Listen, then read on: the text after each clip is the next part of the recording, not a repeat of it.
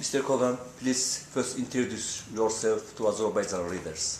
Okay, my name is Dr. Eugene Kogan and I'm a research associate at the Center for International and European Studies at Kadir Has University in Istanbul, Turkey.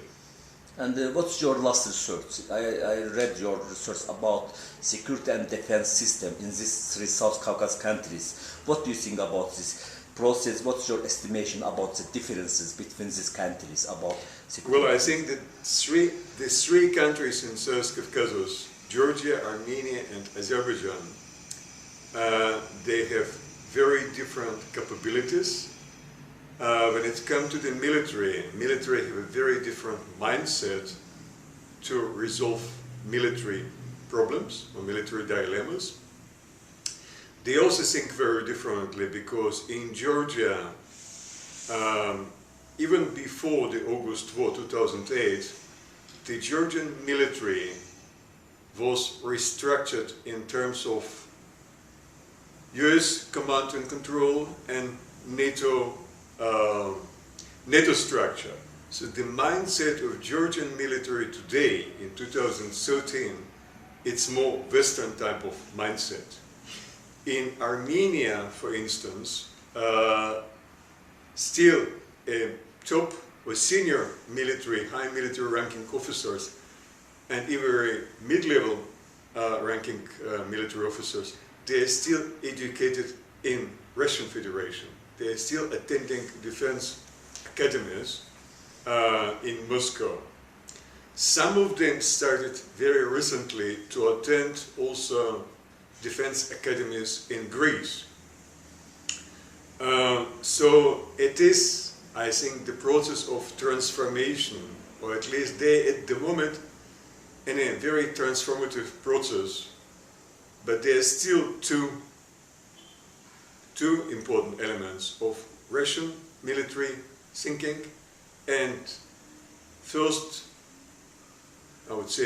trends of Western NATO-oriented military thinking.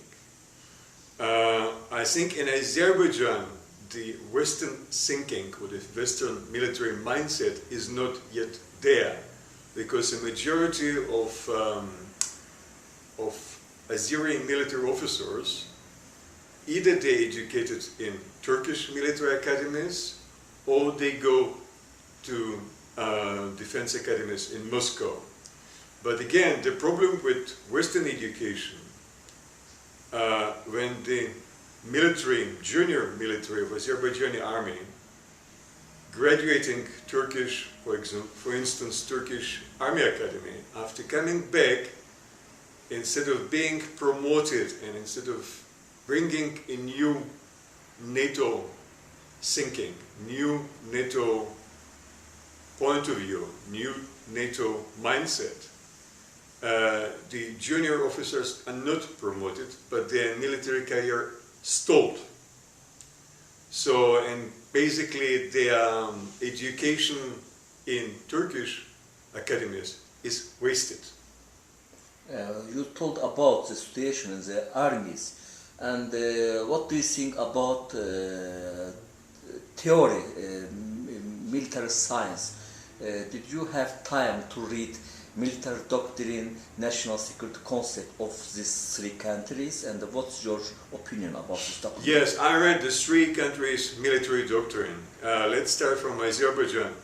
For Azerbaijan still, according to the national security concept and according to the national military doctrine, still the adversary, number one, it's still Armenia. I don't think it is the cause of today, because I think that over the years, over the last 3 to 4 years, there has been a very considerable changes with the potential adversary. Adversary for you in Azerbaijan is not so much Armenia, but I think more of Iran. Iranian military are well built, they are well equipped, they are well organized. They also made a lot of training and military exercises, not only in Iran but also around the Caspian Sea region. And I think there you may have a huge problem, because at the moment the Iranian military, in particular the naval force, has been rebuilt, has been expanded, has been very strongly modernized. So I think there has been a shift in any potential adversary for Azerbaijan, slightly away from Armenia towards Iran. But again, the problem is that the Azerbaijani government don't wish, have no intention, and basically not interested to speak about tension or frictions between the two countries. I think for Armenia, the major problem remains that it's still a landlocked country. So it has no access to sea. Both borders with Azerbaijan and Turkey are closed. And there is only two potential channels of communication for or transportation for Armenia. One link goes to Iran, and the other link goes to Georgia. Now, someone asked me about relationship between Armenia and Georgia. On the surface, it seems to be, and I have to emphasize, it seems to be a friendly relations between the two countries. But Georgia remains in a very difficult position. As a partner country with Azerbaijan, it must treat relations with Azerbaijan as a top priority. So there is a difference in relations between Georgia and Armenia. It's not yet a top priority between the two countries, and the Georgian military and the Georgian MOD in particular has to treat Armenian military and Armenian MOD with a certain sense of distance, being a bit on a guard, because the Azeri relationship at the moment of utmost importance for Georgia.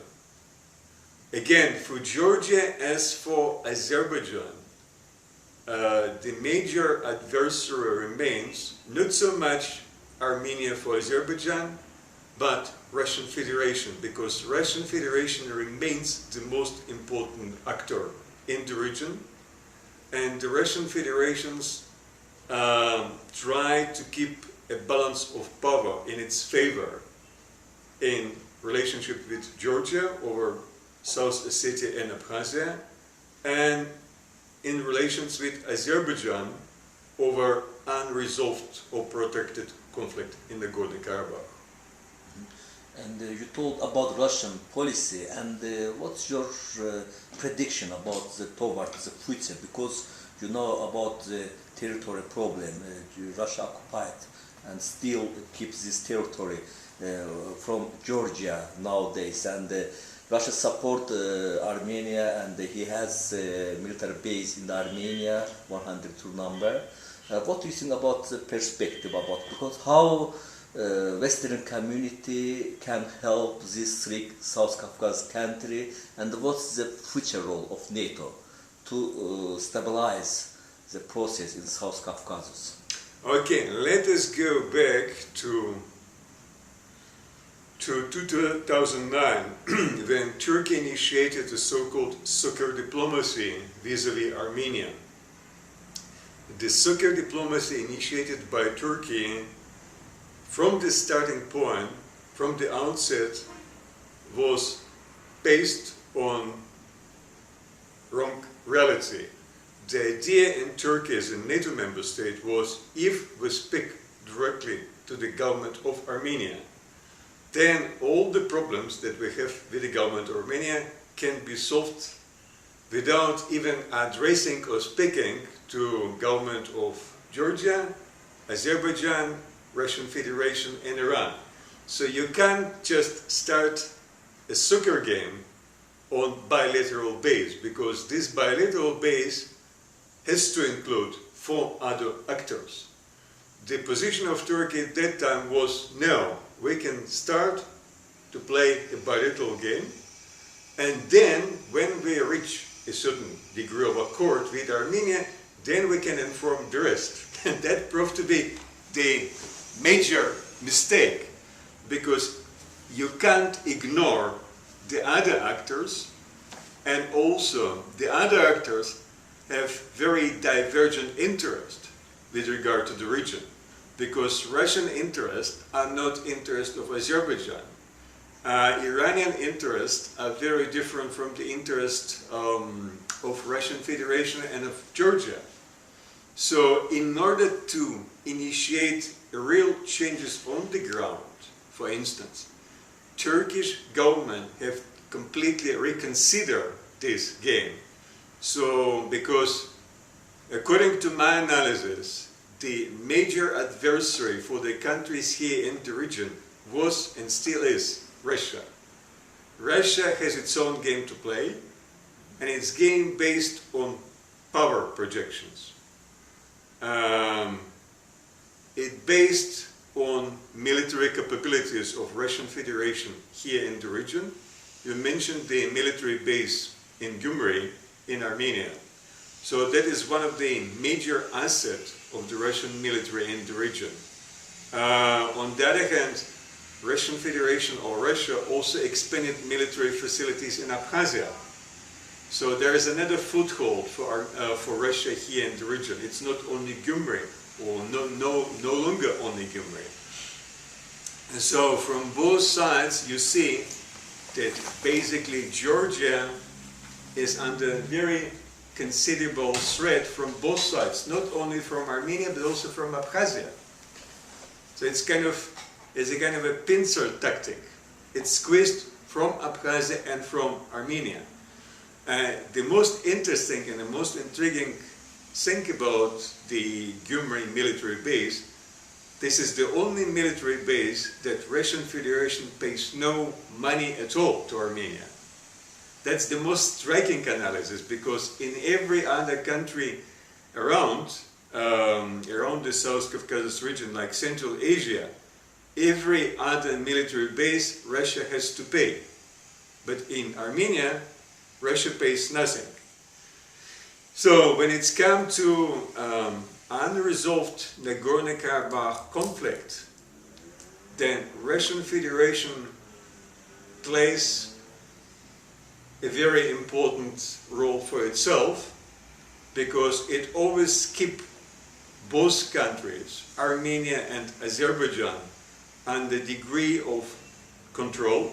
It controls the events on the ground. It controls the events on a diplomatic and political level.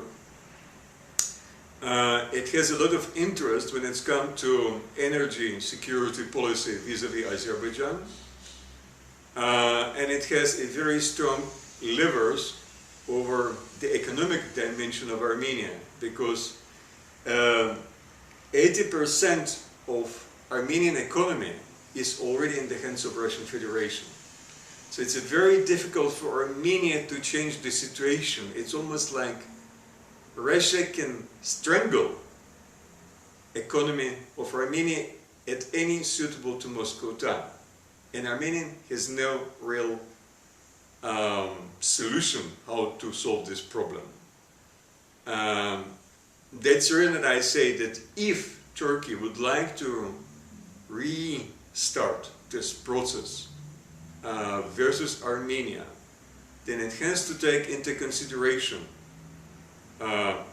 besides Armenia, interest of Georgia, interest of Azerbaijan, with a very tacit support of Iran, because Iran is not going to give huge support for this undertaking, but a tacit support will be sufficient for Turkey to start initiate changes on the ground.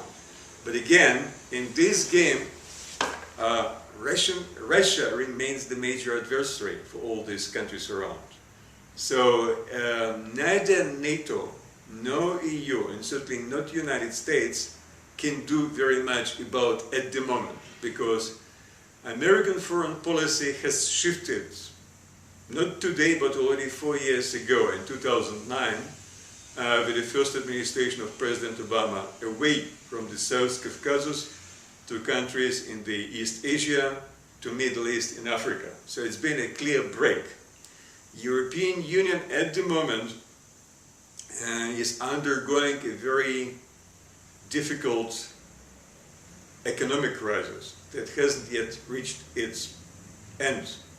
The crisis goes on, and it's likely to go on for the next 3 to 5 years, if not longer. And NATO is undergoing a transformation process that hasn't yet reached its limits. So you see, 3 major players cannot play a very important and crucial role in the region because they have to find solution to their own problems. So it basically leaves Russia as the major actor here in the region.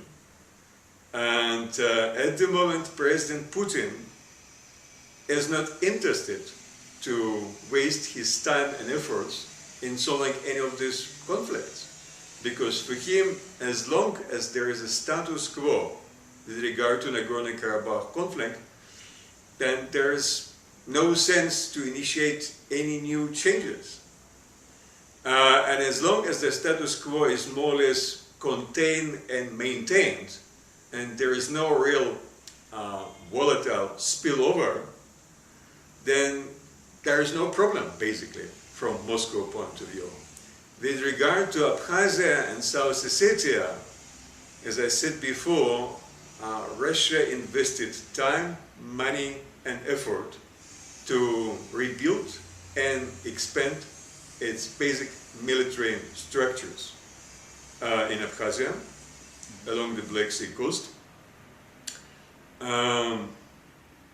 In South Ossetia, there isn't very much to do about because it's a very small piece of land with a very, very marginal number of people living there. We know that about 20,000 Ossetians living there, so it's a but it's a very important strategic point of view for Moscow because from the crossing border between South Ossetia to Gori, it's about 50 kilometers and it's a completely flat terrain. So if Moscow decides to finish the business and to completely occupy the country, for them South Ossetia remains the very important place in their strategic calculations.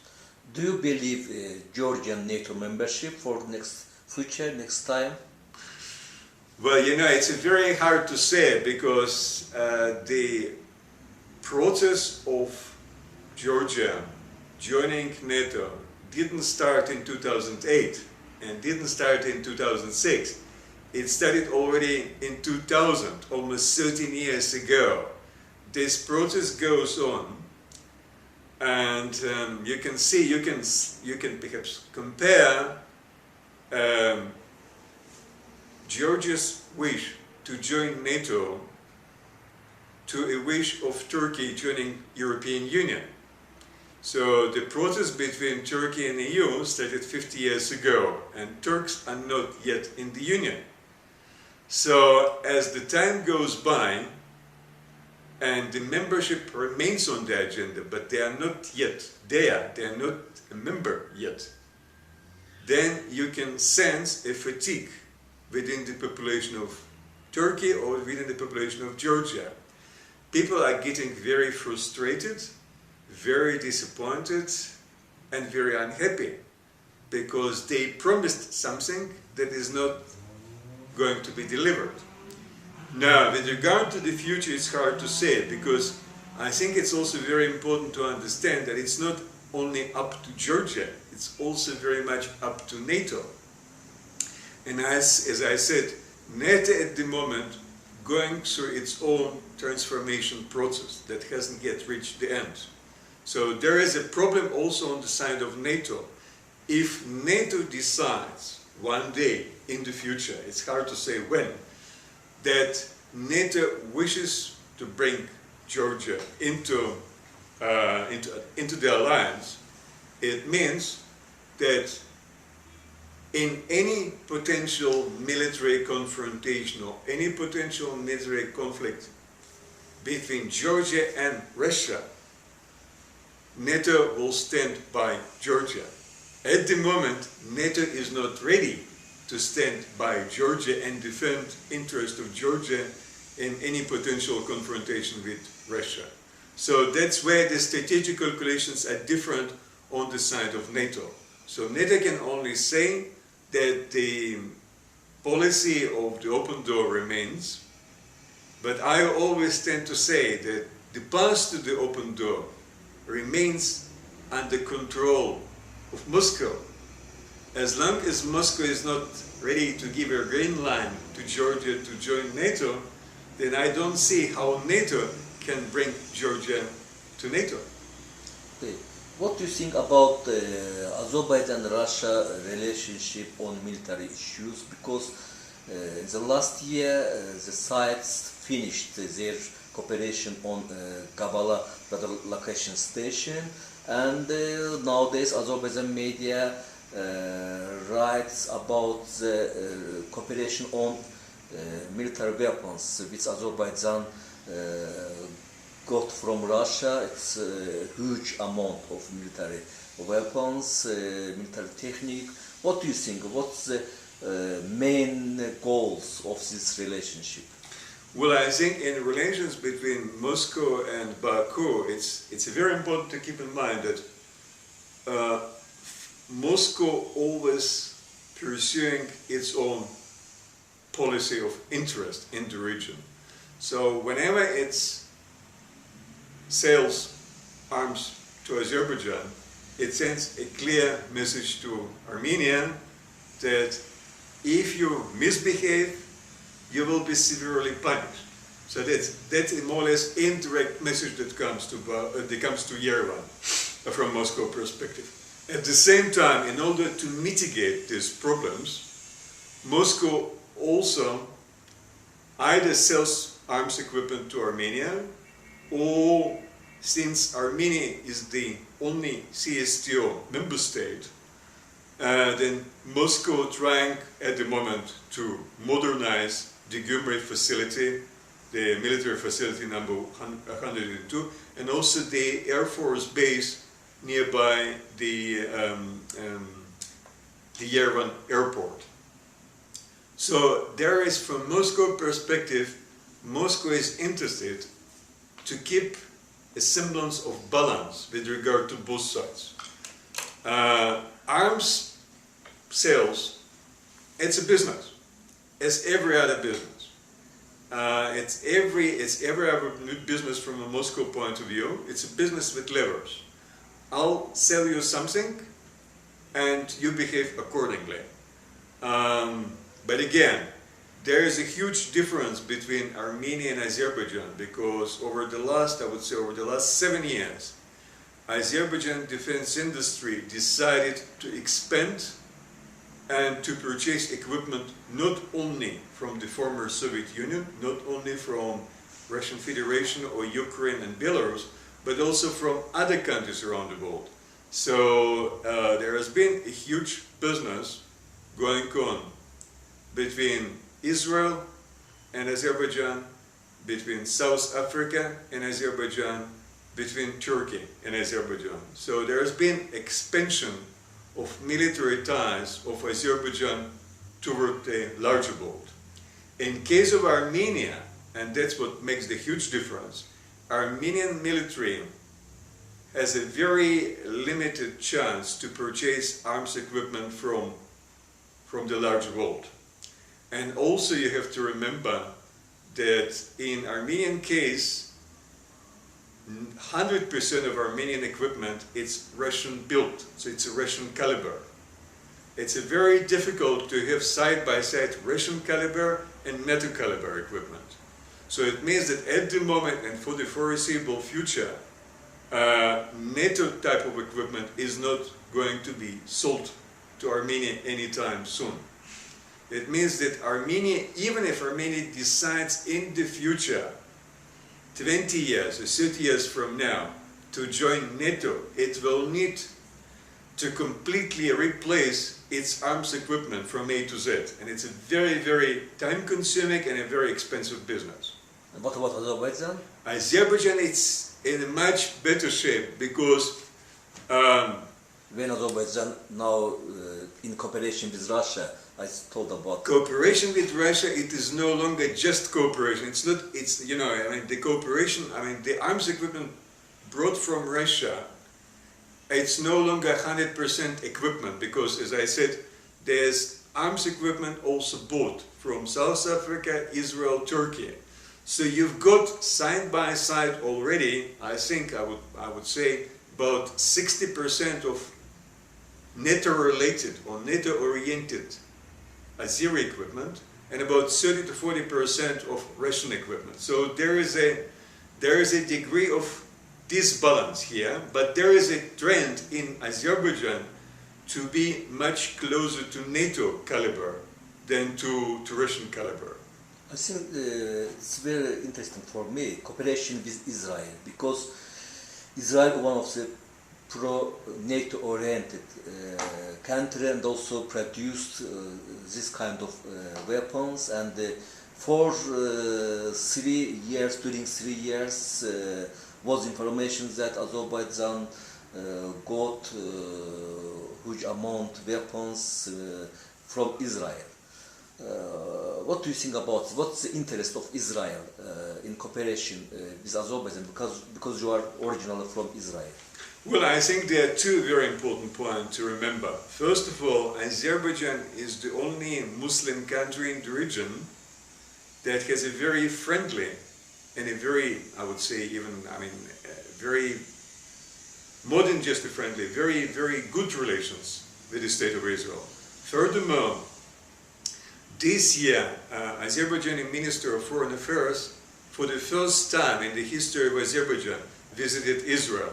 So it also gave an extra strength to already strong diplomatic relationship between the two countries. At the same time, Israel is also very much interested to strengthen the only Muslim country in the region that is very favorable toward the State of Israel. So that's the reason that this huge arms business of almost $1.6 billion came to fruition. But I don't think it was just the last business between the two countries, because Israeli defense industrial companies having a huge vested interest in Azerbaijan. One of the major Israeli private companies, Elbit Industries, several years ago opened a small branch of Elbit Industries in Baku. Because of the very large military equipment purchased in the past and also in the present from Russia, Ukraine and Belarus, that's exactly where the Israeli know-how can help the Azeri military to upgrade or modernize the Russian-built or Ukrainian-built or Belarusian-built military equipment into Western type of standards. So there is a seen energy between both sides, because Azeri government capable to pay in hard currency, and that's very important bonus for the Israeli defense companies, because defense industrial market has been shrinking all around the globe. So Azerbaijan is a very important customer for Israel. Second point, it's a very friendly in diplomatic terms country for Israel. And I think the most important is it's a country that basically replaced the interest of Turkey in the region. So in a way, Azerbaijan became a kind of a surrogate Turkey in the South Caucasus region for Israel today. Iran should be the reason one of the cooperation between Azerbaijan and Israel.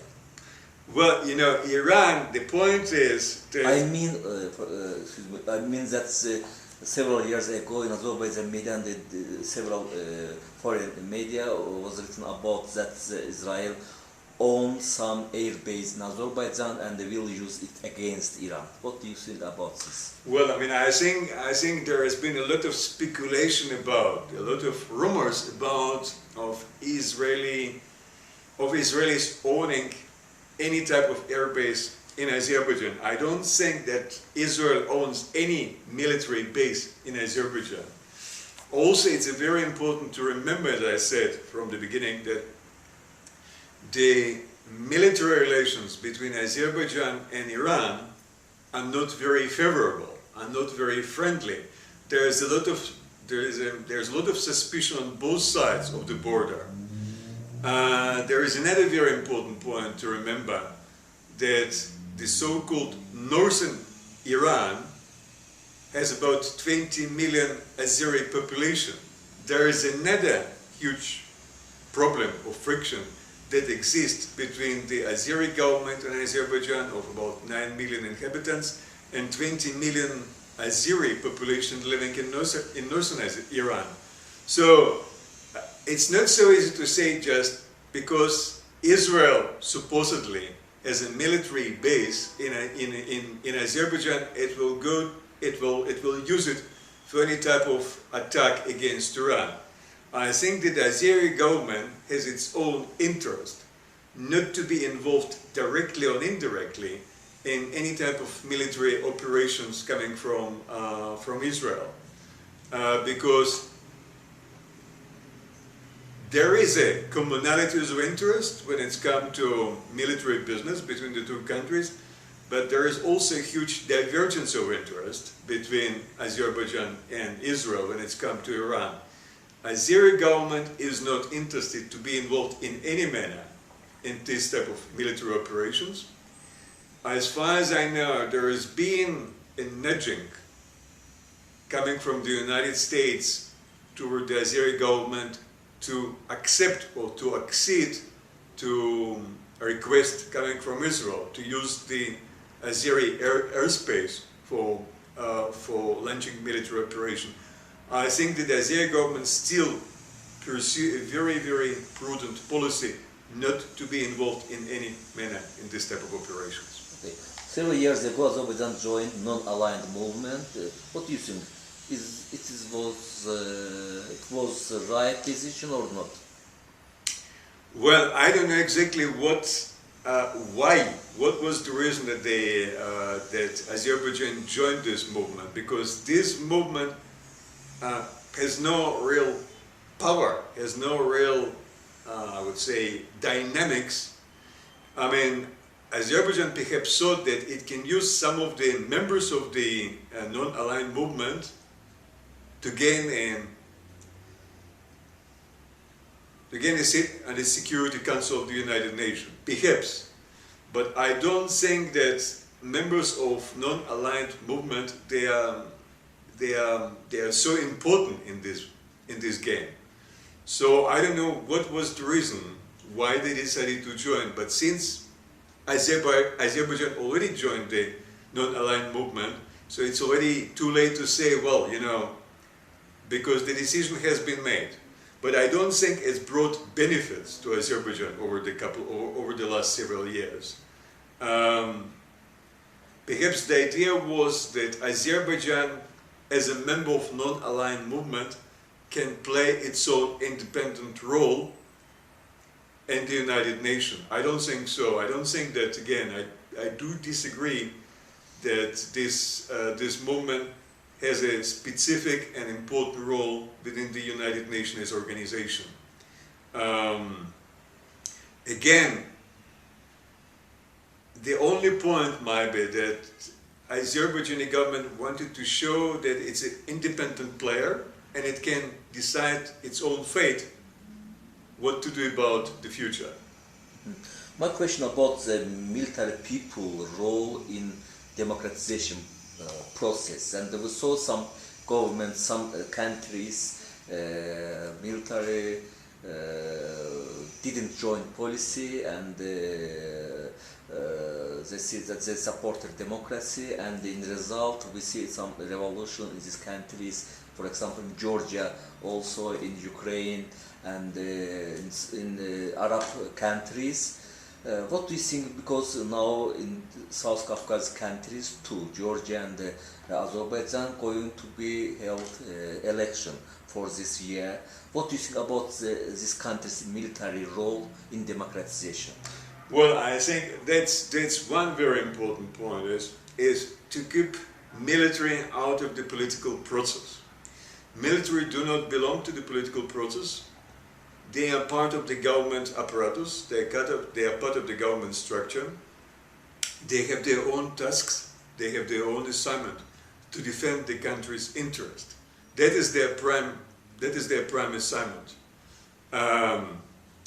So it is a very important aid to keep military out of the political process. Military has a right and obligations to express themselves when it comes to the political process, whether they like it, accept it, agreeing or disagreeing with the process. But they have nothing to say when the process goes on in itself. Now, again, the history of military in Georgia and Azerbaijan is a bit different because, as far as I know, back in early 90s, the Azeri military staged at least once a military coup d'etat in Azerbaijan. So there is a bad memory of the military involvement in Azerbaijan. And I think that may be also one of the reasons when you speak about the Azeri military, the current military, the current Minister of Defense and the current Chief of General Staff being irreplaceable in their place for the last 20 years. So it means that military aid are not exactly trusted by the government.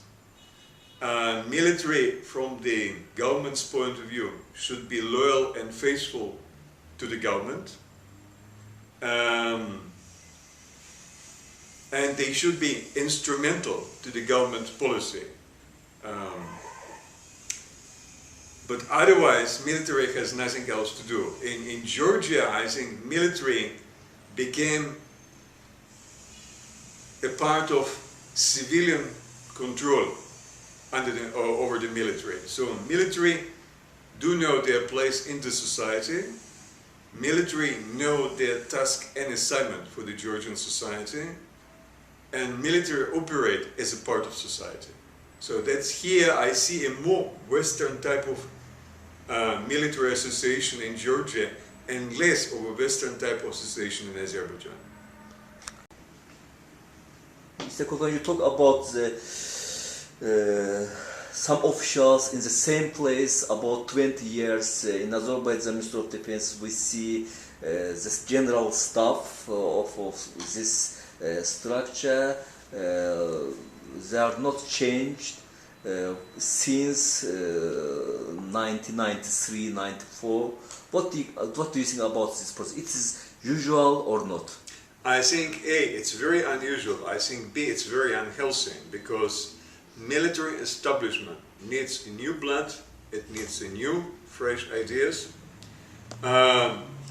Military establishment is not a very good establishment and not a very healthy establishment when we keep a Minister of Defense or Chief of General Staff in the same position for almost 20 years.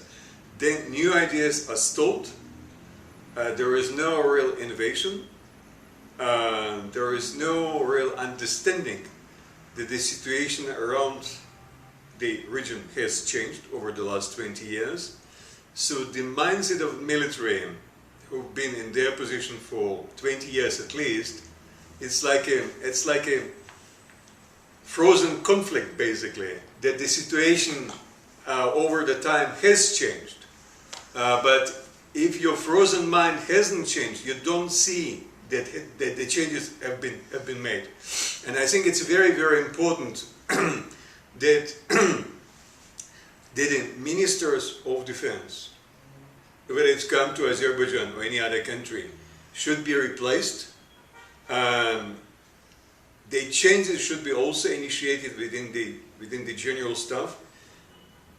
Both organizations, as I said, need new blood, need fresh ideas, require new thinking about, because changes are taking place, and if people who are heading this ministry or the general staff are not taking these changes into account, then they have a huge problem to face the reality. What do you think about one of the problems in Azerbaijan army? It's raising the number of dead soldiers, and Also, that Azerbaijan military budget is going raising, and during 3-4 years, Azerbaijan military budget, I think that it's 4-5 times raised. And what do you think about why the number of soldier deaths in Azerbaijan army, especially non-combat deaths, is going rise? What's the problem? It's a general staff same place for 20 years. It should be one of the reason or not.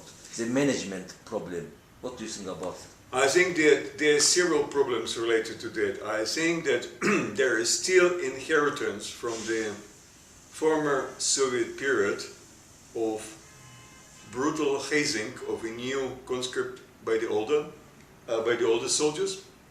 This tradition that should be completely erased within the Azeri armed forces, particularly within the Azeri army, all-in forces. I think the major problem remains that what you really need in Azerbaijan these days is not the old type of army or land force based on Soviet inheritance, but something of a completely new structure, of a new mindset, of a new behavior. It means that if you wish to have a real new military in Azerbaijan, you must dismiss all of your officers. You must dismiss certainly all of your conscript soldiers, and you have to restart from zero, from starting point, and structure a new, completely new army, and at least the army and air force. Because when it's come to the naval force of Azerbaijan, with a very important assistance from the United States, the naval force was modernized in Azerbaijan. And it shows that things can be changed in Azerbaijan. But when it's come to the army, over the last 20 years, I haven't seen any innovative ideas related to new restructured army or the land forces. And that's a huge problem, because within this old type of environment, the hazing of young soldiers is encouraged. And I'm sorry to say, but that's the reality of the Azerbaijani army at the moment. The hazing is encouraged and not discouraged. When the young conscripts shoot their own officers, it's a sign that the state of the army is not very good at all. It shows me that there is no understanding, there is no respect, and there is certainly a complete disaccord between the conscripts, non-commissioned officers, and the officers within the Azerbaijani army. My last question about Afghanistan stabilization, and now that after October 2014, member countries of NATO, ISAF forces and partner countries will leave the Afghanistan. How do you think is Afghanistan forces capable to keep stabilization in this country or not? You know, we can think about several options or scenarios. One option might be that at the moment the Afghanistan army, because of presence of stabilization force of United States and its allies, is not yet ready to undertake its own military missions. I think from the moment that the army, that the United States and its allies leaving almost completely Afghanistan, perhaps a very small force will remain behind, the Afghani forces will have two choices. Either they take their responsibility seriously, because they know they have no other choice. That's it. Americans are not there. Europeans are not there. They have their own country. That's what they wanted very much for the last almost decade. And they will need to fight on their own. That's it. That's perhaps the toughest choice for fairly newly built military. And they know that either they fight and win, or they fight and lose. So that's it. There is no compromise in between. And I think that might be the real case to see whether this current nascent force of Afghanistan military will be good enough to undertake their missions and to complete their mission successfully, or to be a complete failed business.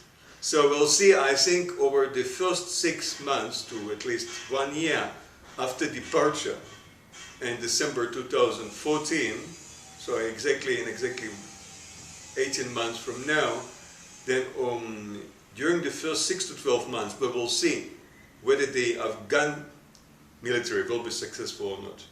I mean, I can't speculate beyond that, because I think the first 6 months, perhaps even the first 6 to 12 months, will show us, A, whether this army is capable to defend itself and defend the interest of its country, whether it is resilient enough to withstand military conflict with anyone who is willing to invade or have a conflict with Afghanistan. And the last point, the most important, here in Afghanistan, after departure of Allied force, it's also very important that the political leadership will give a full support to the military of Afghanistan. Without this trust, support, and understanding between the both sides, the Afghani military will have a very small chance to survive. Thank you very much.